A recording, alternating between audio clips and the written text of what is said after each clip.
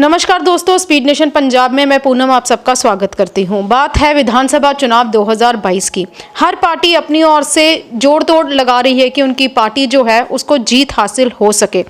आज हम बात करेंगे शिरोमणि अकाली दल की। भाजपा के साथ गठबंधन टूटा, बसपा के साथ गठबंधन जुड़ा। ये गठबंधन कितना कारगर साबित होगा और शिरोमणि अकाली दल पंजाब में कितनी सीटों पर काबिज हो सकती है, क्या उनकी सत्ता स्थापित होगी पंजाब में? ऐसे ही कुछ मुद्दों के साथ आज हमारे साथ जिला पठानकोट से सुजानपुर हलके से शिरोमणि अकाली दल के उम्मीदवार राजकुमार गुप्ता हैं। आज हम उनसे बात करेंगे और जानेंगे कुछ समीकरणों के बारे। राजकुमार जी, सबसे पहले तो मैं आपका स्वागत करती हूँ। पूनम जी, बहुत बहुत धन्यवाद आपका, आपकी टीम का, आपका चैनल स्पीड नेशन का मैं बहुत बहुत धन्यवाद हूँ जो आप हर रोज़ लोगों की जो बात है सारे समाज तक पहुंचाते हैं। मैं आपका और आपकी टीम का बहुत बहुत धन्यवादी हूँ। सर, सबसे पहला सवाल तो यही होगा, भाजपा के आप एक कर्मठ नेता कह लूँ, कार्यकर्ता कह लूँ थे। काफ़ी सालों से भाजपा को आपने सेवाएं दी और भाजपा को छोड़ा, भाजपा का जो साथ था उसको छोड़ा। क्या कारण रहे हैं?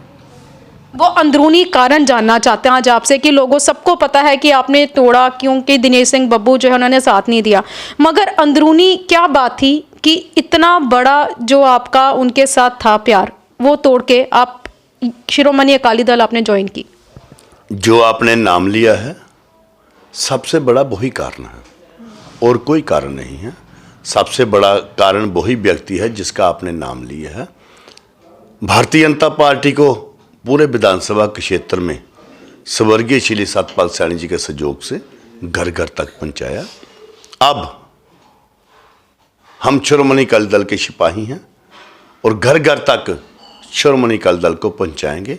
अभी 5700 घरों तक शिरोमणि अकाली दल पहुंचा चुके हैं। शिरोमणि अकाली दल की बात बाद में करेंगे, पहले बात है भाजपा की। छोड़ने का कारण क्या था वो जानना बहुत ज़्यादा ज़रूरी है दर्शकों को, कि हर कोई जानता है कि दिनेश सिंह बब्बू के साथ मनमुटाव था, मगर ऐसा क्या मनमुटाव हुआ कि आपको पार्टी छोड़ने पे मजबूर होना पड़ा? मैंने पहले कहा कि जिस व्यक्ति का आप नाम ले रहे हैं उसी के कारण ही हमने पार्टी छोड़ी है। कारण क्या था? क्या आपको उनका मतलब नहीं समझ में आया कि किस तरीके की राजनीति कर रहे हैं, या आपको वो जगह नहीं मिल पाई भाजपा में? जगह की बात नहीं है, जिसको छोड़ दिया उसकी बात क्या करनी है, जिसमें है हम उसकी बात करेंगे। मगर इतनी बड़ी पार्टी को छोड़ने का कारण तो रहा होगा, चाहे बात नहीं करनी मगर लोगों को तो यही जानना है ना कि क्यों छोड़ा। भारतीय जनता पार्टी बहुत बड़ी पार्टी है, नेशनल पार्टी है और दुनिया में सबसे बड़ी पार्टी है, पर अपने इलाके में हमने भारतीय जनता पार्टी को सिंचा था, घर घर तक पहुंचाया था। हम इतनी ही बात करेंगे आगे। अब मैं जिस पार्टी में हूं उस पार्टी के बारे में ही बात करूंगा। आप पूछिए, जो भी पूछेंगे उसका मैं जवाब दूंगा। आपके जाने से क्या भाजपा को यहाँ से जो है जो वोट बैंक उनका होता था भाजपा का, वो कहीं ना कहीं वहीं स्टिक है, या कहीं ना कहीं वो जो है भाजपा को समर्थन मिलना था वो आपके यहाँ पर अकाली दल में आने से वो समर्थन यहाँ हो जाएगा? क्योंकि अभी भी जो है वो भाजपा की ओर से ये माना जा रहा है कि दिनेश सिंह बब्बू को ही भाजपा की ओर से टिकट मिलेगी। 3 बार वो जीत चुके हैं, कि आगे भी ऐसे समीकरण रहेंगे? भाजपा का समर्थन राजकुमार गुप्ता शिरोमणि अकाली दल का उम्मीदवार, शिरोमणि अकाली दल का लोगों को समर्थन मिलेगा और 2022 में सुजानपुर विधानसभा के क्षेत्र से शिरोमणि अकाली दल बहुजन समाज पार्टी जीतने जा रही है। शिरोमणि अकाली दल को ही क्यों चुना? पार्टियां तो और भी थी। पंजाब में पंजाबियों की एक ही पार्टी है, शिरोमणि अकाली दल, जिसके 5 बार मुख्यमंत्री शिरोमणि अकाली दल के सरपरस्त सरदार प्रकाश सिंह जी बादल जी रहे। जो शिरोमणि अकाली दल कहती है वो करती है, इसलिए अपने विधानसभा के क्षेत्र के लोगों की सेवा करने के लिए शिरोमणि अकाली दल को चुना है। कैसा समर्थन मिल रहा है? आप जगह जगह जा रहे हैं, लोगों से मिल रहे हैं, समर्थन कैसा मिल रहा है? लोग पहले आप जहां खड़े होते थे वहां भाजपा को वोट मिल जाता था, अब आप जहां खड़े होंगे वहां अकाली दल को लोग वोट डालेंगे, तो कैसा समर्थन मिल रहा है लोगों का? लोगों का बहुत प्यार मिल रहा है, लोगों का बहुत समर्थन मिल रहा है। जिस दिन मैंने चुनाव शुरू किया था उस दिन ही मैंने कहा था कि ये चुनाव मैं नहीं लड़ूंगा। मेरे विधानसभा के क्षेत्र का हर वर्ग का व्यक्ति चुनाव लड़ रहा है। जय राजकुमार गुप्ता बिट्टू प्रधान नहीं लड़ रहा। जीत होगी सुजानपुर विधानसभा के क्षेत्र के हर वर्ग के व्यक्ति की जीत होगी, इसलिए मेरा चुनाव मेरे लोग लड़ रहे हैं, उन्हीं की जीत होगी, ये भी तय है। दो बड़ी पार्टियां आपके सामने हैं, एक कांग्रेस और एक भाजपा, क्या इनको पछाड़ पाना संभव होगा? जिनके साथ समाज का हर व्यक्ति हो, जिनके साथ विधानसभा के क्षेत्र के हर वोटर का आशीर्वाद हो, वो पार्टी वो व्यक्ति किसी को भी पछाड़ सकता है। कांग्रेस का आपसी क्ले तो ऊपर भी देखा जा रहा है और अब जो है अंदरूनी क्ले बढ़ता जा रहा है। बात करेंगे सुजानपुर की, यहाँ से कम भी अनुमान लगाकर चले तो 16 से 17 या हम कहें कि 20 उम्मीदवारों ने अपने आवेदन पत्र कल भरे हैं। और हमेशा ही ये देखा गया है कि कांग्रेस का आपसी क्ले जो है वो भाजपा को जीत हासिल करवा देता है। इसको किस तरीके से देखते हैं? हर पार्टी में हर कार्यकर्ता का हक बनता है अपनी पार्टी से टिकट का आवेदन देना, चाहे 20 है, चाहे 22 है, चाहे 18 है। टिकट तो एक ही की मिलेगी, बाकी वो देखेंगे जो अच्छा व्यक्ति है उसका समर्थन वो लोग करेंगे। क्या लगता है आपको इन दो बड़ी पार्टियों के बीच में शिरोमणि अकाली दल अपनी पैठ बना पाएगी?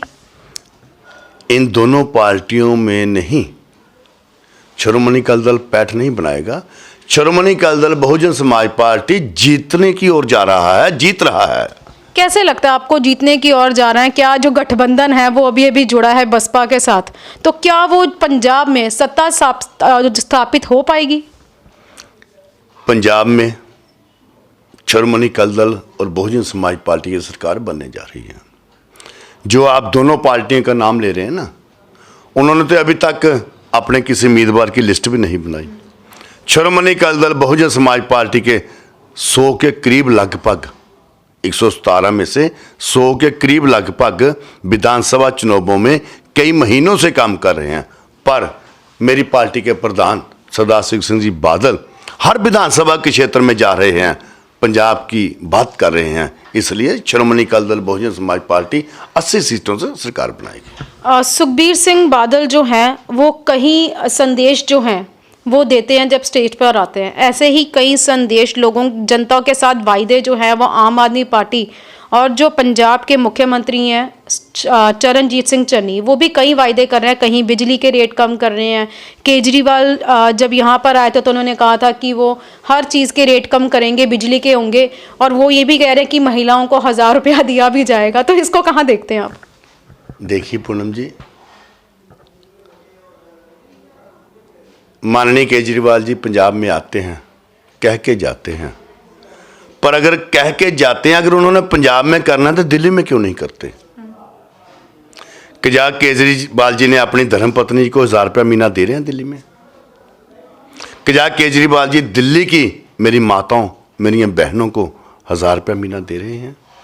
क्या केजरीवाल जी जो पंजाब में आकर कहते हैं वो दिल्ली में कर रहे हैं? नहीं, झूठ मारना है। पंजाब की जनता के साथ झूठ मार रहे हैं।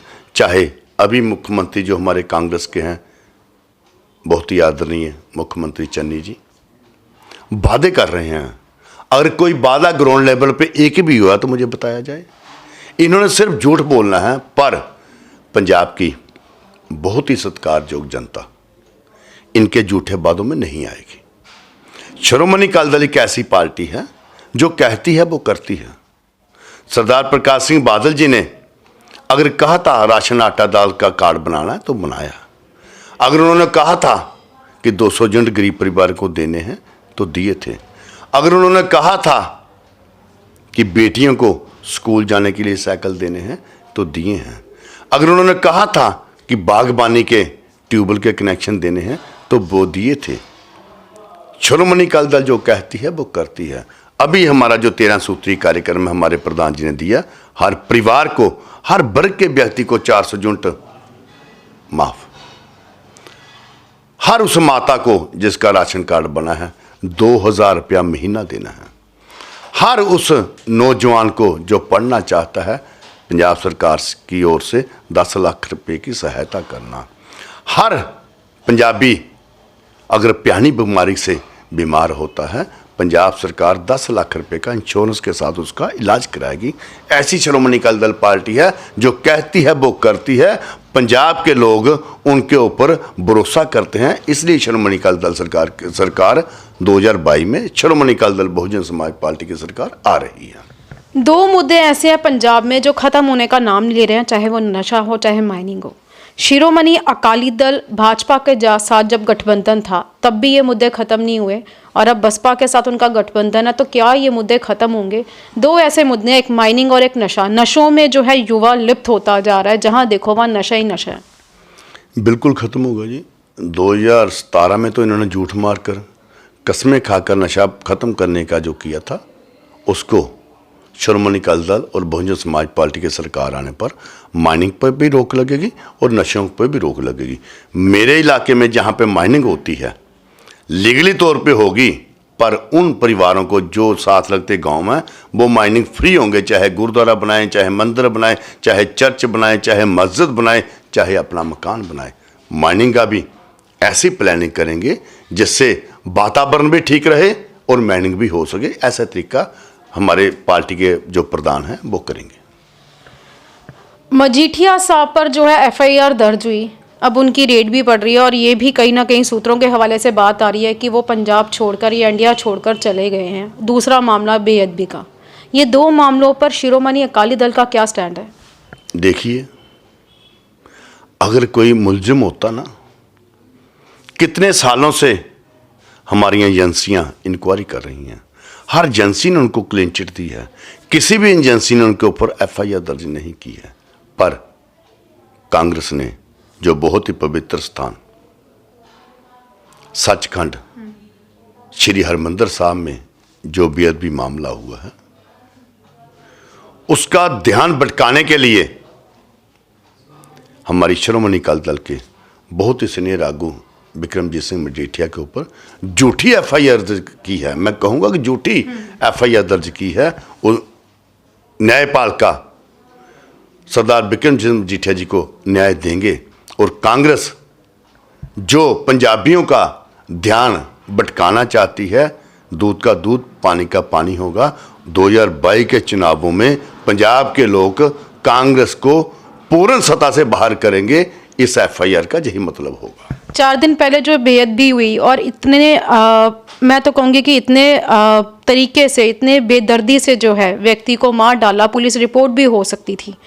क्यों ऐसा सब कुछ जो है वो हम ये कहेंगे क्यों ऐसा सब कुछ हो रहा है कि अगर कोई ऐसा करता तो उसको मारना ही क्या इस चीज़ का हल है? नहीं, पवित्र स्थान के ऊपर अगर कोई ऐसी घटना होती है ना, वहाँ पर जो श्रद्धालु गए होते हैं ना, उनकी अपनी भावना होती है। भावना में भड़क कर भीड़ ने मार दिया होगा, इसलिए भीड़ के आगे कुछ भी नहीं चलता। इसलिए वो एक भावुक और एक श्रद्धालु जो गए हुए थे उनके द्वारा हुआ होगा। अब हम बात करेंगे ज़िला पठानकोट की तीनों हलकों की। कितना विकास हुआ इन 5 सालों में? कांग्रेस सरकार ने कितना विकास किया, क्या लगता है आपको? मैं पठानकोट और बोया तो नहीं बोल सकता। मैं जहाँ पे चुनाव लड़ रहा हूँ, मैं गांव गांव जा रहा हूँ। धार ब्लॉक में 3-3 दिन अगर लाइट चली जाती है तो नहीं आती है।